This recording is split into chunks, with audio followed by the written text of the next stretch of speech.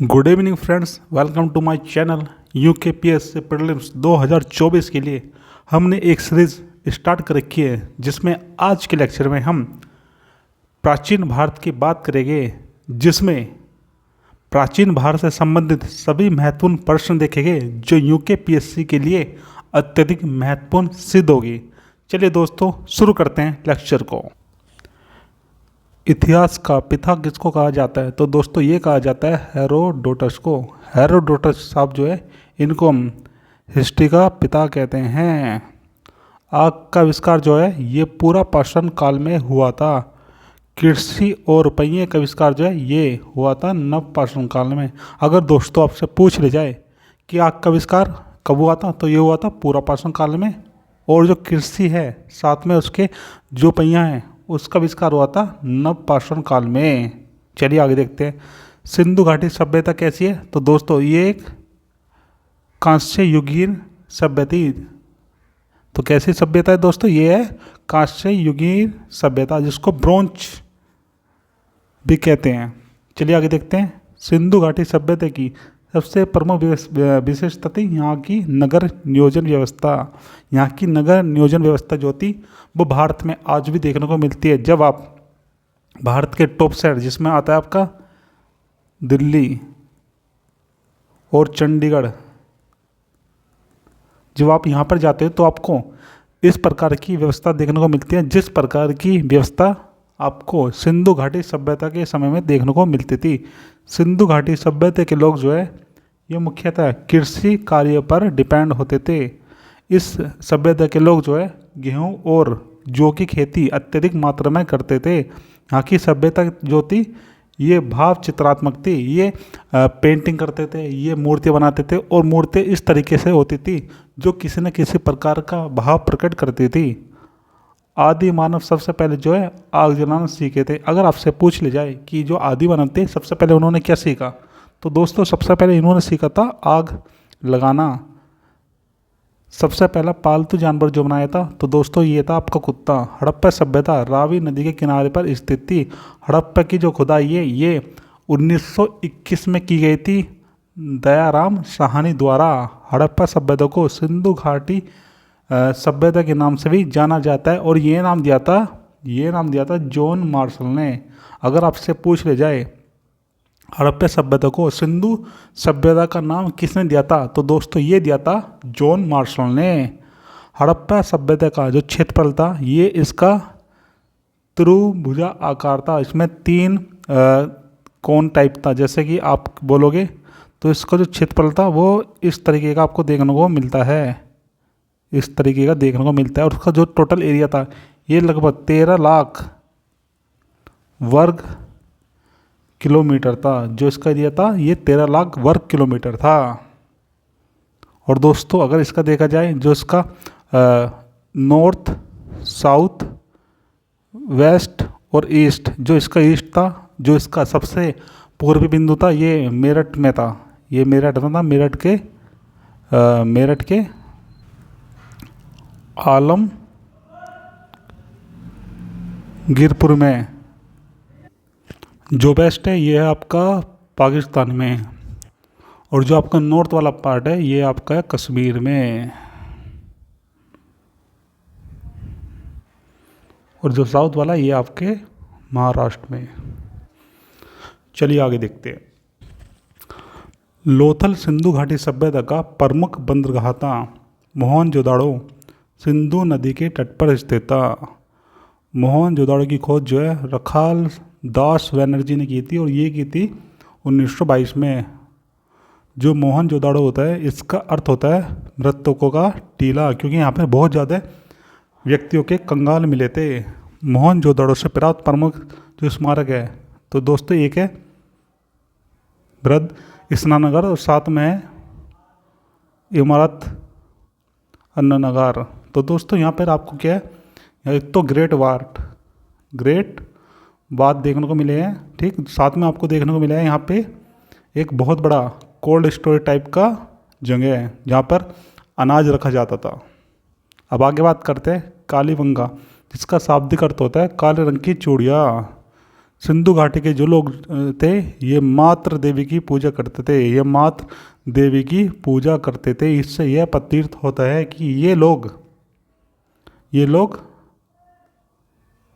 महिला प्रधान थे। आप कह सकते हो कि यहाँ पर जो है महिला प्रधान थी, यहाँ पे महिला प्रधान थी और ये प्रकृति की पूजा करते थे, ये प्रकृति की पूजा करते थे। चलिए आगे देखते हैं। सिंधु घाटी के लोगों का सबसे पवित्र जो वृक्ष था ये पीपल था।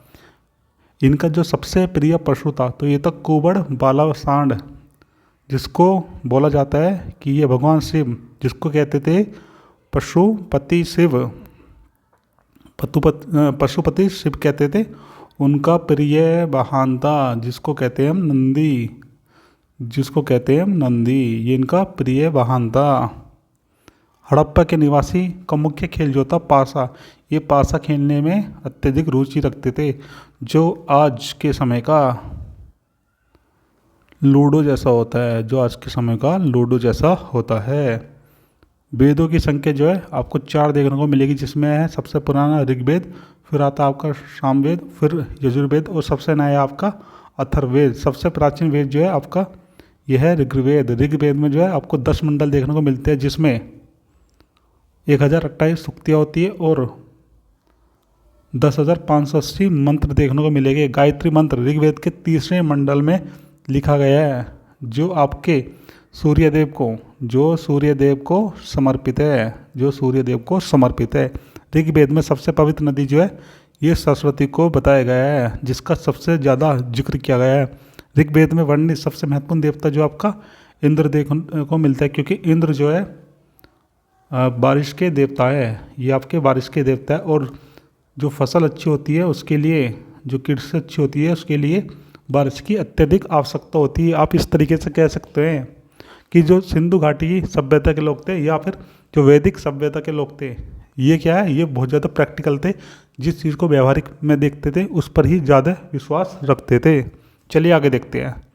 सबसे पुरानी भारतीय जो दवा है ये आपको आयुर्वेद में देखने को मिलती है, और जो आयुर्वेद है इसका जो उद्गम हुआ है ये अथर्ववेद से हुआ है। अब आगे बात करते हैं। भारतीय संगीत का जनक जो है ये सामवेद को कहा जाता है।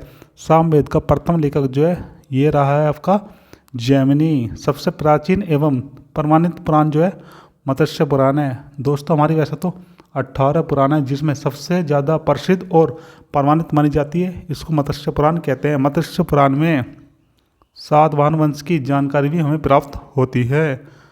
सामवेद और आयुर्वेद में मंत्रों की संख्या जो है ये आपको देखने को मिलेगी। सामवेद में तो आपको 1549 देखने को मिलेगी, और जो आपका आयुर्वेद है इसमें आपको 1990 मिलेगी। उपनिषदों की संख्या जो है भारत में 108 देखने को मिलती है, जिसका अर्थ होता है गुरु के समक्ष बैठना, गुरु के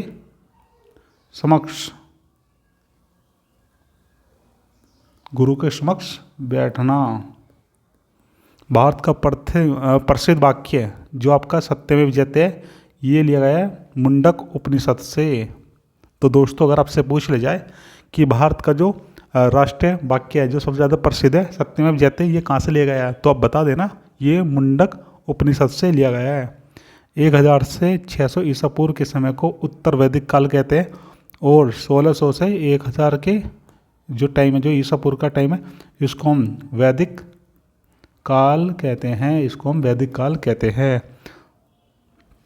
उत्तर वैदिक काल के प्रमुख जो देवता थे ये प्रजापति थे। जो उत्तर वैदिक काल था इसके प्रमुख देवता थे प्रजापति, जिसको कहा जाता है ये ब्रह्मा के पुत्र थे। महाभारत के जो रचयिता ये वेदव्यास थे। महाभारत को जय संहिता के नाम से भी जाना जाता है, क्योंकि इसमें जय पराजय की बात की गई है, इसलिए इसको जय संहिता भी कहा जाता है। सबसे प्राचीन बौद्ध जो ग्रंथ है ये आपका है त्रिपिटक। अगर आपसे पूछ ले जाए कि बौद्ध का सबसे पुराना धर्म है कौन सा है, तो दोस्तों ये आपका त्रिपिटक। बुद्ध के जन्म से पूर्व की कहानी जो है ये जातक कहानियाँ कहलाती है, जातक कथाएँ कहलाती है। जैन साहित्य को हम कहते हैं आगम। अगर आपसे पूछ ले जाए कि जैन साहित्य को क्या कहते हैं, तो दोस्तों इसको आगम कहते हैं। अंगुत्तर निकाय जो है इसमें आपको 16 महाजनपदों का वर्णन देखने को मिलता है। जैन धर्म के संस्थापक, प्रवर्तक या हम कह सकते हैं प्रथम तीर्थक जो थे ये आपके ऋषभ देव थे। तो दोस्तों अगर आपसे पूछ ले जाए कि जैन धर्म की स्थापना किसने की या इसके प्रथम तीर्थंकर कौन थे, तो दोस्तों ये थे ऋषभ देव। जैन धर्म के अंतिम या 24वें तीर्थक जो थे या थे आपके महावीर स्वामी।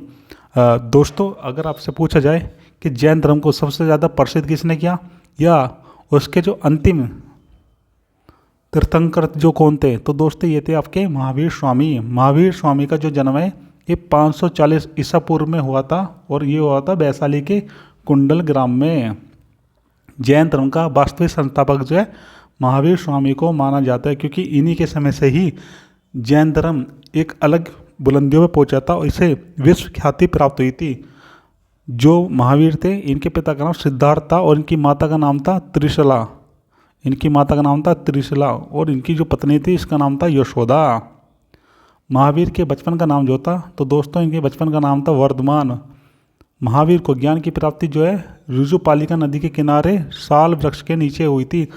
दोस्तों ये क्वेश्चन पूछ ले जाता है, ये आपका मोस्ट इम्पोर्टेंट है। अगर आपसे पूछ ले जाए कि जो महावीर थे इनको ज्ञान की प्राप्ति कहाँ पे हुई, तो ये हुई थी ऋजुपालिका नदी के किनारे और साल वृक्ष के नीचे। जैन धर्म का प्रारंभिक इतिहास जो है उसको हम कल्पसूत्र कहते हैं। ऋषभ देव का प्रतीक चिन्ह जो है ये सांड था। महावीर की पुत्री और दामाद का नाम जो है, तो दोस्तों जो इनकी पुत्री थी इसका नाम था प्रियदर्शनी और इनके जो दामाद थे इसका नाम था जमाली, जो बाद में जाकर इनके प्रथम अनुयायी बने थे। जो प्रथम अनुयायी बने थे, महावीर का प्रथम अनुयायी इनका दामाद जमाली था। महावीर की प्रथम महिला शिष्य जो थी, तो दोस्तों ये थी आपकी पद्मावती। जैन धर्म में जो महिला होती है उसको शिष्य कहा जाता है और जो पुरुष होता है उसको अनुयायी कहा जाता है। जैन धर्म के प्रचार के लिए प्राकृत भाषा को अपनाया गया था। अगर आपसे पूछा जाए कि जैन धर्म में कौन सी भाषा का सबसे ज़्यादा प्रचलन देखने को मिलता था, तो दोस्तों ये थी प्राकृत भाषा। कल्पसूत्र को संस्कृत में लिखा गया है। महावीर के 11 शिष्य थे जो गंधर्व कहलाते थे। अगर आपसे पूछा जाए कि जो महावीर स्वामी थे इनके 11 शिष्य थे, इनको क्या कहते थे, तो दोस्तों इनको कहते थे गंधर्व। जैन धर्म के 2 संप्रदाय थे, एक तो श्वेतांबर जो श्वेत वस्त्र पहनते थे और दूसरे थे दिवांगर जो क्या है नंग अवस्था में रहते थे, जो किसी प्रकार का वस्त्र धारण नहीं करते थे। जैन धर्म के त्रिरत्न थे, जिसमें आपका पहला था सम्यक दर्शन, दूसरा था सम्यक ज्ञान और तीसरा था आपका सम्यक आचरण। तो जैन धर्म के जो त्रिरत्न थे इसमें प्रथम था सम्यक दर्शन, दूसरा था सम्यक ज्ञान और तीसरा था सम्यक आचरण। जैन धर्म का जो प्रतीक चिन्ह था, तो दोस्तों इसका प्रतीक चिन्ह था सिंह। महावीर की जो मृत्यु है 72 वर्ष की अवस्था में हो गई थी और ये हुई थी 468 ईसा पूर्व में, जो हुई थी पावापुरी में। तो दोस्तों पावापुरी में इनकी मृत्यु हो गई थी। प्रथम जैन समाज जो है ये पाटलिपुत्र में हुई थी और दूसरी जो है ये बल्लभी में हुई थी। खजुराहो में जैन मंदिरों का निर्माण जो है चंदेल शासकों ने किया गया था। ये भी दोस्तों आपका बहुत ज़्यादा इम्पोर्टेंट है, क्योंकि पूछ लिया जाता है कि जो खजुराहो के जैन मंदिर है इनका निर्माण किसने कराया था, तो दोस्तों ये कराया था चंदेल शासकों ने। बौद्ध धर्म के जो संस्थापक थे तो ये थे महात्मा बुद्ध, जिनको महात्मा बुद्ध कहा जाता था। महात्मा बुद्ध का जन्म जो है 563 ईसा पूर्व में लुम्बिनी नामक ग्राम में हुआ था। गौतम बुद्ध जो थे इनके पिता का नाम था शुद्धोधन और इनकी माता का नाम था महामाया और जो इनकी पत्नी थी इनका नाम था यशोधरा और जो इनके पुत्र थे इनका नाम था राहुल, जिसे श्रीलंका में भेजा था बौद्ध धर्म के प्रचार के लिए। जब गौतम बुद्ध पैदा हुए थे तो कुछ दिन में इनकी माता की मृत्यु हो गई थी, जिनका नाम था महामाया। फिर इनकी मौसी जो थी गौतमी, इन्होंने पाला था, इसीलिए इनको गौतम भी कहा जाता है। बुद्ध का लालन पालन जो है इनकी मौसी प्रजापति गौतमी ने किया था। बुद्ध के बचपन का नाम हमें सिद्धार्थ देखने को मिलता है। बुद्ध के ग्रह की घटना को जब महात्मा बुद्ध घर छोड़कर गए थे तो उसको कहा जाता है महाविनिष्क्रमण। तो दोस्तों उसको कहा जाता है महाविनिष्क्रमण, जब बुद्ध घर को छोड़ के गए थे। गौतम बुद्ध को ज्ञान की प्राप्ति निरंजना नदी के तट पर पीपल वृक्ष के नीचे हुई थी। तो दोस्तों जो गौतम बुद्ध है इनको ज्ञान की प्राप्ति हुई थी निरंजना नदी के तट पर, और जो वृक्ष है ये है आपका पीपल वृक्ष। अगर आपसे पूछा जाए महावीर को जो है ज्ञान की प्राप्ति किस वृक्ष के नीचे हुई थी, तो दोस्तों वो था आपका साल का वृक्ष। और आपसे पूछा जाए महात्मा गौतम बुद्ध को जो है ज्ञान की प्राप्ति हुई थी, तो ये था आपका पीपल वृक्ष। तो ये था आपका पीपल वृक्ष। ज्ञान प्राप्त करने की जो घटना थी उसको कहा जाता है बौद्ध धर्म में निर्वाण। बुद्ध के प्रथम उपदेश जो है आपको सारनाथ में देखने को मिलते हैं। ये भी आपका मोस्ट इम्पोर्टेंट है। अगर आपसे पूछा जाए कि जो महात्मा बुद्ध थे उनके उपदेश आपको कहाँ पर देखने को मिलता है, तो दोस्तों ये देखने को मिलता है प्रथम सारनाथ में। महात्मा बुद्ध द्वारा जो प्रथम उपदेश दिया गया था उसको कहा जाता है धर्म चक्र परिवर्तन। बुद्ध के जन्म का जो प्रतीक है ये है कमल का फूल, और ज्ञान का प्रतीक है पीपल वृक्ष, क्योंकि पीपल वृक्ष के पास ही इन्हें ज्ञान की प्राप्ति हुई थी। गौतम बुद्ध के जो प्रथम गुरु थे इनका नाम था अलार कलाम। बौद्ध धर्म के जो त्रिरत्न है इसमें पहला है आपका बुद्ध, दूसरा है धर्म और तीसरा है संघ। तो दोस्तों अगर आपसे पूछा जाए कि बौद्ध धर्म के त्रिरत्न कौन कौन से, तो पहला है बुद्ध, दूसरा है धर्म और तीसरा है संघ। गौतम बुद्ध की जो मृत्यु है ये कुशीनगर में हुई थी। जब बुद्ध की मृत्यु हुई थी तो उस घटना को कहा जाता है महापरिनिर्वाण। दोस्तों जब ज्ञान प्राप्त हुआ था तो उसको कहते हैं निर्वाण। ज्ञान प्राप्त करने की घटना को कहते हैं निर्वाण, और जब मृत्यु हुई थी इसको कहा जाता है महापरिनिर्वाण। तो इसको कहा जाता है महापरिनिर्वाण। पाटलिपुत्र नगर की स्थापना जो ये की थी उदयन ने, जो हर्यक वंश का एक राजा था। अष्टांगिक मार्ग का संबंध जो है ये बौद्ध धर्म से है। प्रथम बौद्ध जो संगीति है ये हुई थी आपकी 483 ईसा पूर्व में, जो हुई थी राजगृह में, और ये हुई थी अजातशत्रु के शासनकाल में। द्वितीय बौद्ध संगीति जो है ये हुई थी 100 वर्ष बाद 383 ईसा पूर्व में, जिसका जो कराई थी तो दोस्तों ये कराई थी कालाशोक ने, और ये हुई थी वैशाली में। अब बात करते हैं तीसरी बौद्ध संगीति की, ये हुई थी पाटलिपुत्र में, जो हुई थी 251 ईसा पूर्व में। ये कराई थी सम्राट अशोक ने। चतुर्बौद्ध संगीति जो है ये हुई थी प्रथम शताब्दी में कश्मीर में, और ये कराई थी कनिष्क ने। तो दोस्तों जो चौथी है ये कनिष्क ने कराई थी, तीसरी जो है ये कराई थी आपकी सम्राट अशोक ने। बिंबिसार जो है हर्यक वंश का प्रथम शक्तिशाली राजा था। शिशुनाग वंश का संस्थापक जो है ये था शिशुनाग। तो दोस्तों ये था शिशुनाग, जिसने क्या करा था, इसने क्या करा था, हर्यक वंश का जो अंतिम राजा था उसकी मृत्यु करने के बाद खुद शासन पर बैठ गया था। नंद वंश का संस्थापक जो था महापद्मनंद था। शिशुनाग वंश के अंतिम शासक को मारकर जो शासक बना था ये था महापद्मनंद, जो नंद वंश का शासक था। नंद वंश का अंतिम शासक था घनानंद। भारत में प्रथम विदेशी आक्रमण जो है ईरानियों ने किया था, और दूसरा जो किया था ये किया था सिकंदर ने। मगध की प्रारंभिक राजधानी जो है ये थी आपकी राजगृह, जिसको गिरिव्रज भी कहा जाता है। सिकंदर और पोरस के बीच जो युद्ध हुआ था उसको कहा जाता है उसको झेलम नदी के किनारे हुआ था, तो उसको कहा जाता है हाइडेस्पी का युद्ध। इसको कहा जाता है हाइडेस्पी का युद्ध। सिकंदर की मृत्यु जो है ये बेबीलोन में हुई थी। जब भारत पर आक्रमण करने के बाद वापिस जा रहा था तो बेबीलोन में इसकी मृत्यु हो गई थी, क्योंकि जो सिकंदर के सैनिक थे उन्होंने झेलम नदी को पार करने से मना कर दिया था। चलिए अब आगे देखते हैं। राज तरंगिनी जो है कलन द्वारा लिखित पुस्तक है जिसमें हमें कश्मीर का वर्णन देखने को मिलता है। ये एकमात्र ऐसी पुस्तक है जिसमें हमें कश्मीर का संपूर्ण वर्णन देखने को मिलता है। अष्टाध्यायी के लेखक जो थे ये थे पाणिनि। इस्लाम धर्म के संस्थापक थे हज़रत मोहम्मद। हज़रत मोहम्मद का जन्म जो है ये 570 ईस्वी में कहाँ हुआ था, तो दोस्तों ये हुआ था मक्का में। सिकंदर का सेनापति जो था तो ये था सेल्यूकस निकेटर, और इनके गुरु जो थे तो दोस्तों ये थे अरस्तु, और अरस्तु के गुरु थे प्लेटो, और प्लेटो के गुरु थे सुकरात। मुद्रा राक्षस विशाख दत्त द्वारा रचित प्रमुख पुस्तक थी। दोस्तों जो आपका विशाख दत्त था ये धनानंद के दरबार में रहता था, और धनानंद जो था ये नंद वंश का एक सम्राट था। जो आर्यन लोग थे ये मध्य एशिया से भारत आए थे। आर्य सर्वप्रथम जो है पहला आए पाकिस्तान में, और उसके बाद फिर अफगानिस्तान में।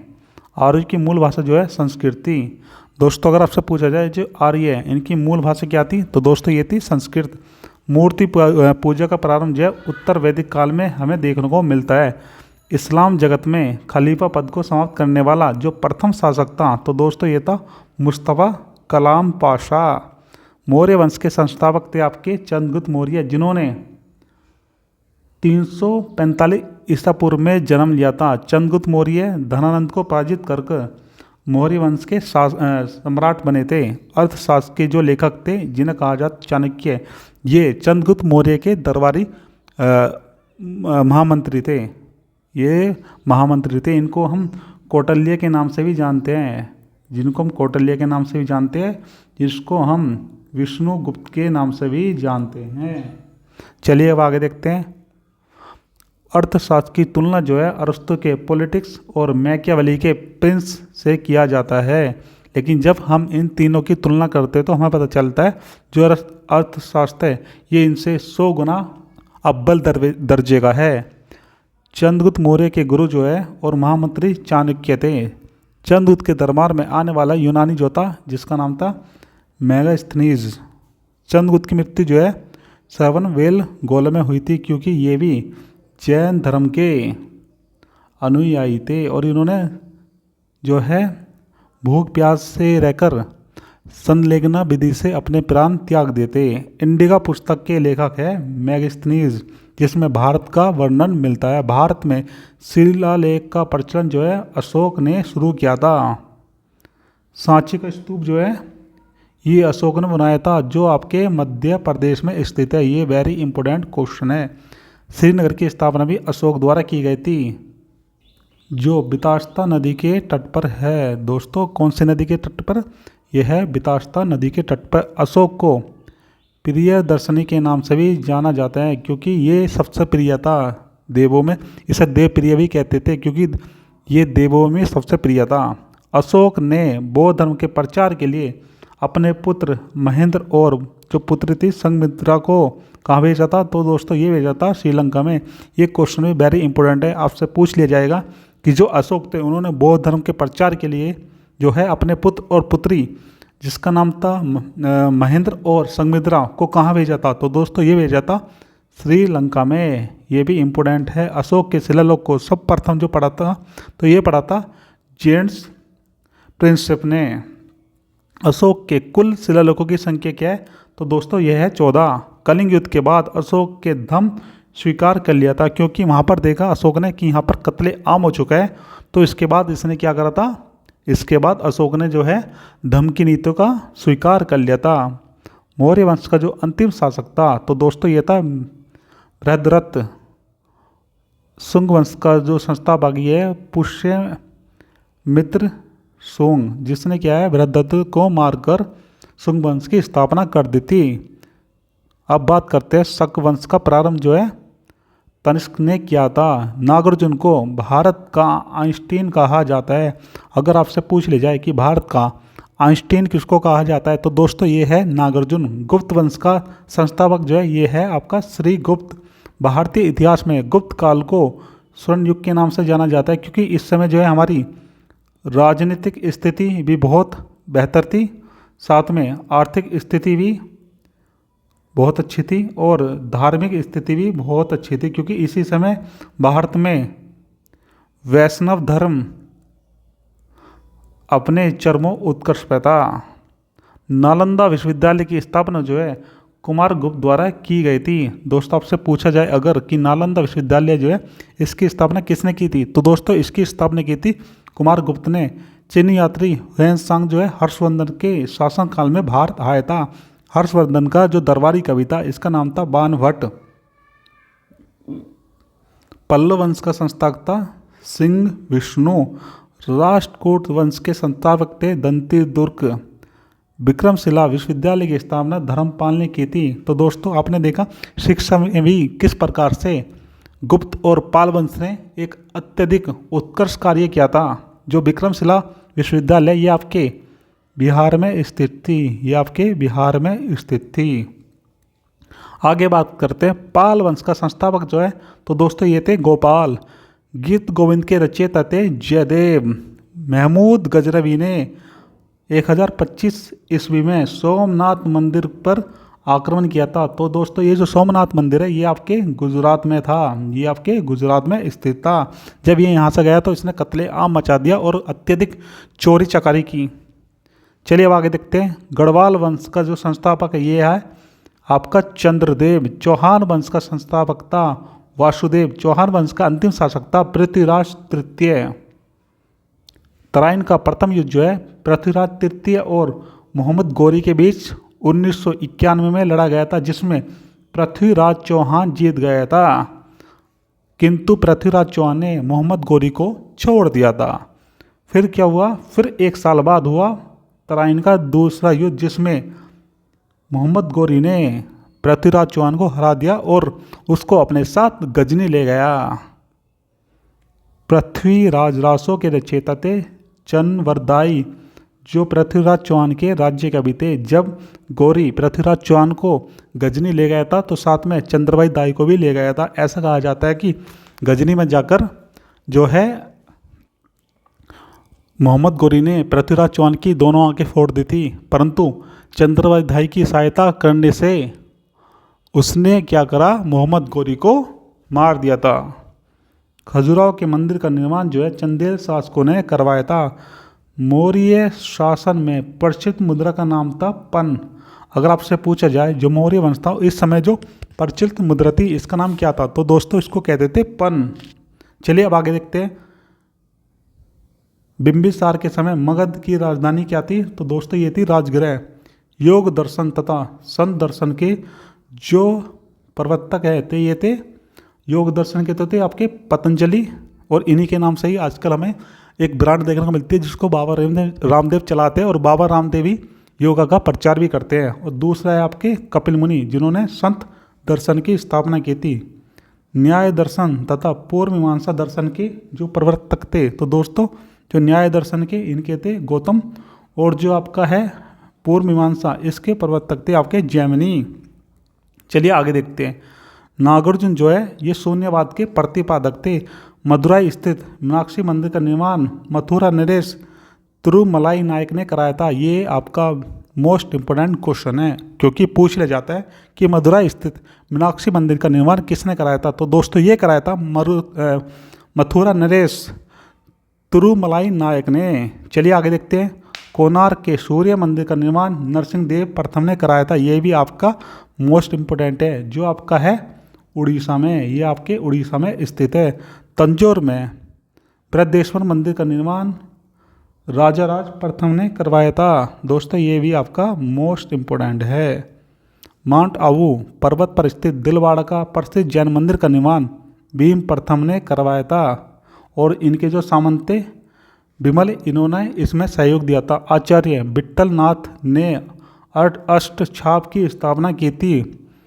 वल्लभाचार्य ने पुष्टि मार्ग के दर्शन की स्थापना की थी। रामानुज विशिष्ट द्वैत सिद्धांत के प्रतिपादक है। ये भी आपका अत्यधिक महत्वपूर्ण प्रश्न है। तो दोस्तों इसी के साथ हमने जितने भी महत्वपूर्ण पहलू हो सकते थे, जितने भी महत्वपूर्ण क्वेश्चन बन सकते थे प्राचीन इतिहास से संबंधित यूकेपीएससी के लिए, सभी महत्वपूर्ण पहलुओं को देख लिया है।